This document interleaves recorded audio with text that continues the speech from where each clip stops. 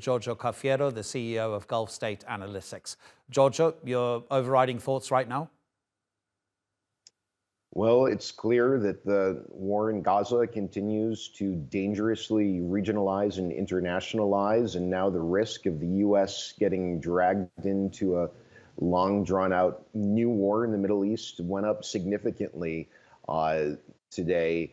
I think this situation in Yemen could play out in many different ways. While the Biden administration seems convinced that it's in a position to establish deterrence over the Houthis so that the Houthis stop their operations in the Red Sea, I doubt that that's going to happen. You know, years and years of Saudi Arabia bombing the Houthis certainly didn't deter them. The Houthis have a lot of support from others in Yemen when it comes to this behavior in the Red Sea, as well as a lot of support throughout the wider Arab and Islamic world, because the Houthis have managed to present themselves as the Arab force outside of Gaza, doing the most in defense of the Palestinians in Gaza. And the Houthis feel very emboldened. I think it's very possible that this is going to escalate in some ways that play out very negatively for the region as well as U.S. interests. Giorgio, how much do you think the Houthis are acting independently, and how much specifically on the instructions of Tehran? The Houthis receive a lot of support from Iran, and when we look at the extent to which the Houthis are so powerful and so armed, that has to do with the Iranian sponsorship of the Houthi rebellion.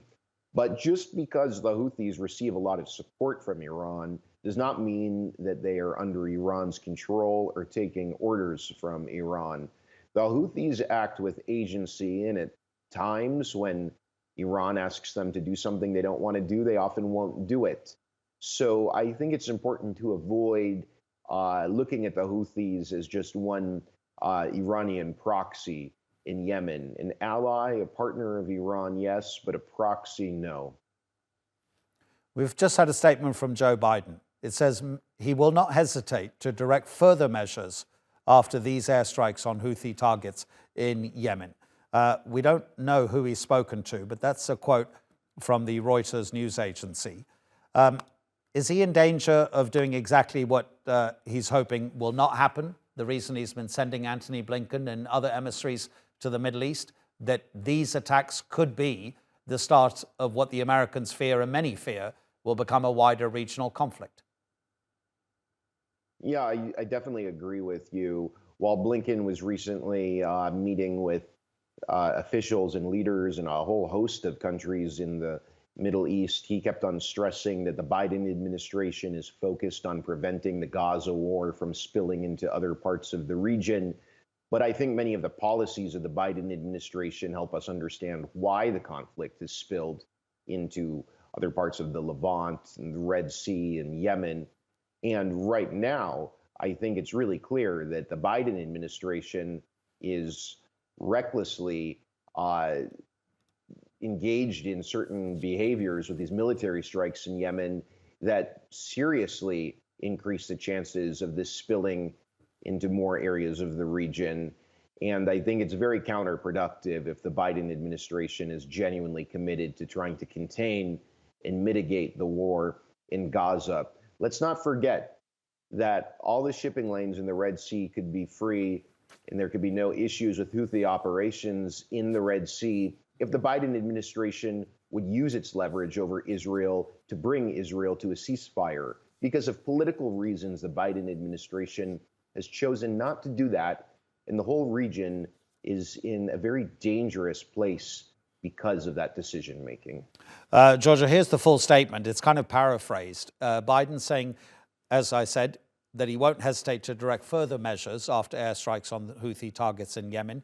He says these strikes are in direct response to Houthi attacks against international maritime vessels in the Red Sea, and adding that U.S. military forces, together with the U.K., and with support from Australia, Bahrain, Canada, and the Netherlands, have successfully conducted strikes against a number of targets in Yemen used by Houthi rebels. How much can the Houthis resist? How well equipped are they? How will they be able to respond? They say they're already responding by targeting some of those American and British warships in the Red Sea, but how well equipped are they? Well, as a consequence of the Yemeni civil war that began almost a decade ago and the years of intense Saudi military intervention in that conflict, the Houthis became very, very armed, and they became very accustomed to war. War has become normal to the Houthis as a consequence of the last 9 years or so. And I think we need to keep that in mind. They're very battle-hardened forces. And I don't think it's going to be easy for any outside actor to crush the Houthis in Yemen. I think it's foolish to think that it would be.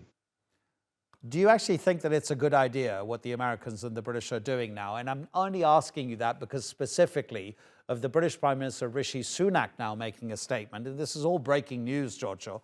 He says the UK will always stand up for freedom of navigation and free flow of trade.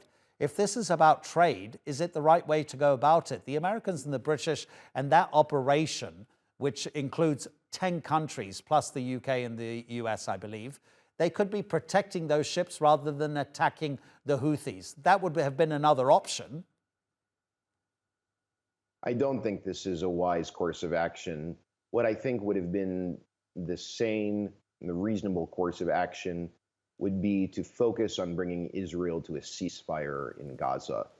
Virtually the entire international community is in support of a ceasefire in Gaza right now. The U.S., Israel, and a handful of other countries are very isolated on this front. But it's very clear that these Houthi operations in the Red Sea are a direct response to Israel's criminal behavior in Gaza. It would have been very easy for the Biden administration to push Tel Aviv to a ceasefire. Unfortunately, the Biden administration chose not to do that. What do you think the fallout here is for the truce in Yemen, but also now for Saudi Arabia's potential rapprochement with Iran? That looked to be on the cards, of course. Great questions. I think it's possible that 2024 might be a year in which the Houthis are fighting at sea and on land, both with non-Yemeni actors as well as other groups inside Yemen. How this plays out in terms of the fragile, quote-unquote, peace process in Yemen, that's difficult to predict. But the Houthis have definitely felt emboldened by what's happened in the Red Sea since last year. They've been able to recruit more within Yemen and to become a more powerful force. And I think other groups in Yemen have legitimate reasons to fear what the Houthis might want to do with more recruits and with this sense of being more powerful. What will be interesting to see is how the Southern Transitional Council responds.